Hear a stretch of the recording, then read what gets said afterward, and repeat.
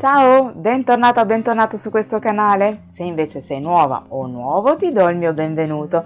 Sono Virginie, un interior designer e mi occupo di case che rappresentino al 100% chi deve viverle, dalla consulenza all'intero processo di ristrutturazione. In questo canale affronterò il tema casa, cercando di darti suggerimenti utili affinché tu possa avere la casa dei tuoi sogni, una casa che ti rappresenti nel profondo e dove ti sentirai sempre a tuo agio.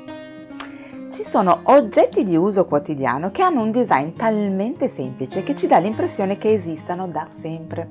Eppure tutti questi oggetti hanno una loro storia. Ne ho scelti 5 e voglio raccontarteli nel video di oggi. Se poi l'argomento ti piace ne cercherò altri. Prima di cominciare, se ami tutto quello che riguarda l'argomento casa, ricordati di iscriverti al mio canale per avere altre informazioni su questo tema. Metti un bel like al video e partiamo.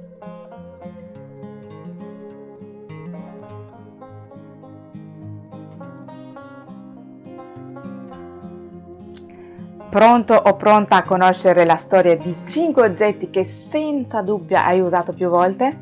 Partiamo!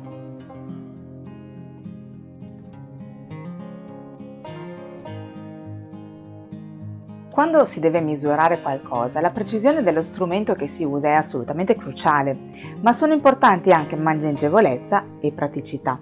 Ecco quindi che nel 1821 James Chesterman registrò un brevetto per la sua invenzione.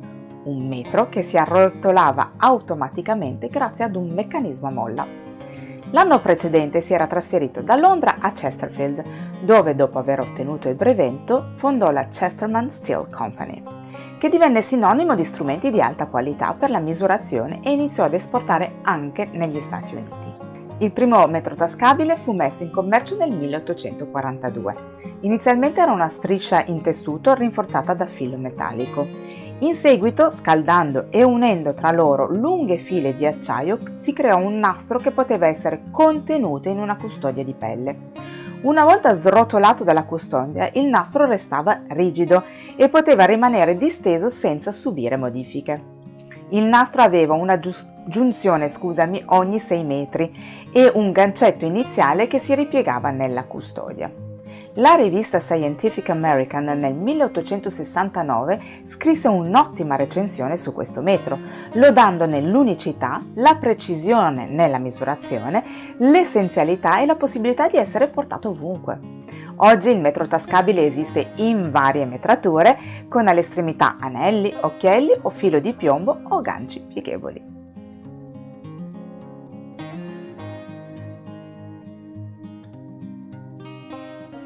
Non si sa con esattezza quando è stato inventato e nemmeno da chi. Di certo si sa che ci sono degli esemplari che risalgono a partire dalla prima metà del XIX secolo. La caratteristica principale è che è facile da trasportare. Ne esistevano di diverse misure, da 43 cm a 268 cm. I metri di precisione venivano prodotti in metallo, ma essendo caro, difficile da trasportare, pesante, prima dell'introduzione della plastica i righelli erano prodotti in legno oppure in avorio. L'avorio è comodo per il suo sfondo bianco sul quale si vedeva molto bene il nero delle misure ed era usato però come seconda scelta perché esteticamente è più bello ma poco pratico visto che patisce molto l'umidità. Per fare quelli di legno solitamente si usava il legno di bosso, essenza decisamente durevole che non si dilata né si contrae con l'umidità. Le cerniere e i profili per i righelli in legno erano in ottone, mentre per quelli in avorio erano di argento tedesco, una lega tra argento e nickel. Queste cerniere dovevano essere strutturate in maniera perfetta affinché il metro stesse aperto e non cedesse. Inizialmente graduati a mano, prendendo a modello una scala graduata e la lama calibrata, incidendo quindi i numeri e i vari segni. Questi solchi successivamente vennero riempiti con nero fumo e strofinati con olio di semi di lino.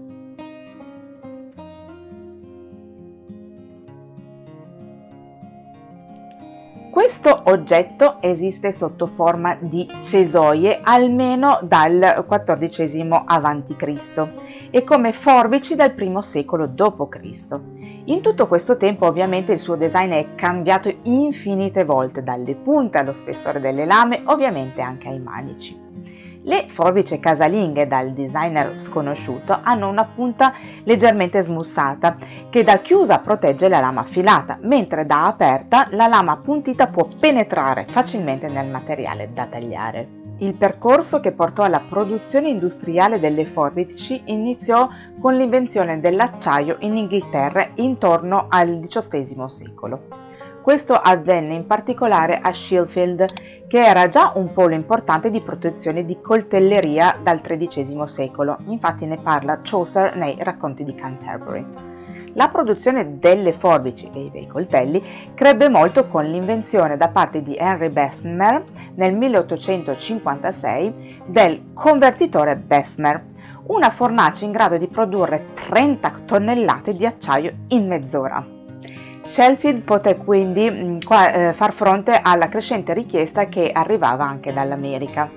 Il convertitore di Bessemer è stato usato in tutto il mondo per un lungo periodo, ad oggi ne rimangono 3, uno dei quali è esposto al Kelman Island Museum di Sheffield. Sheffield ancora oggi è un importante centro manifatturiero e aziende come la William Whitney Sons producono forbici dal 1760, tramandando da questa attività da più di 7 generazioni.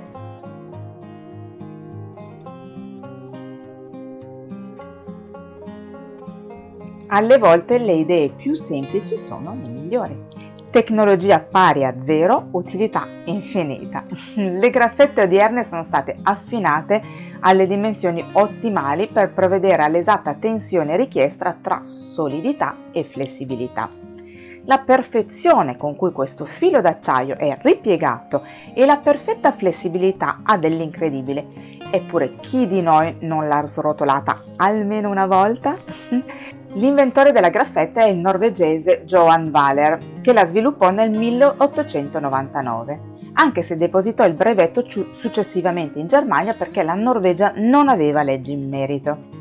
Ad onore di cronaca, nel 1900 l'americano Cornelius Brosnan aveva depositato un brevetto per la propria graffetta, il Konaclip. Comunque fu l'azienda inglese Gem Manufacturing a disegnare la prima graffetta a doppio ovale che usiamo ancora oggi. Si diversifica dall'originale di Vaaler per via del doppio ovale che protegge maggiormente la carta da possibili graffi. In seguito sono nati altri design come le graffette antiscivolo o quelli più grandi per raccogliere più fogli. Curiosità: durante la Seconda Guerra Mondiale fu proibito ai norvegesi di indossare qualsiasi tipo di spilla che potesse ricordare il loro re. Allora loro iniziarono ad indossare le graffette come spille.